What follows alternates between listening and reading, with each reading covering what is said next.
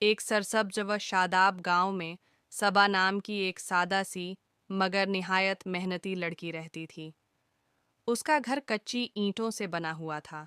آنگن میں نیم کا ایک پرانا درخت تھا اور ایک کونے میں مٹی کا چولہا جہاں سے ہر صبح تازہ روٹی کی خوشبو پورے گھر میں پھیل جاتی تھی۔ صبا دن کا آغاز فجر کی اذان کے ساتھ کرتی تھی۔ نماز کے بعد وہ آنگن میں جھاڑو دیتی، کنویں سے پانی بھرتی اور مویشیوں کو چارہ ڈالتی۔ گایوں کی گھنٹیوں کی آواز اور مرغوں کی بانگ گاؤں کی صبح کا خاص منظر ہوا کرتی تھی۔ اس کی ماں چرخا کاتتی اور صبا ساتھ بیٹھ کر کپاس صاف کرتی۔ دوپہر کو وہ کھیتوں کا رخ کرتی جہاں سبز فصلیں ہوا کے ساتھ لہراتی تھیں۔ کسان بیلوں کے ساتھ ہل چلاتے، عورتیں سر پر گھڑے رکھے پانی لاتی جاتیں اور بچے ننگے پاؤں مٹی میں کھیلتے نظر آتے۔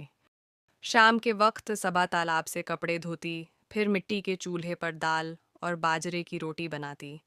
گاؤں کی عورتیں اکٹھی ہو کر لوک گیت گاتیں، ڈھولک کی تھاپ پر تالیوں کی آواز گونجتی اور بزرگ حقے کے کش لگاتے ہوئے پرانی کہانیاں سناتے۔ صبا نہ صرف اپنے گھر بلکہ پورے گاؤں کی مددگار تھی۔ کسی کے گھر خوشی ہو یا غم، صبا سب سے پہلے وہاں پہنچتی۔ اس کی محنت، سادگی اور اچھے اخلاقوں کی وجہ سے پورا گاؤں اس کی عزت کرتا تھا۔ وقت گزرا اور صبا کی محنت رنگ لائی۔ وہ گاؤں کی دوسری لڑکیوں کے لیے ایک مثال بن گئی۔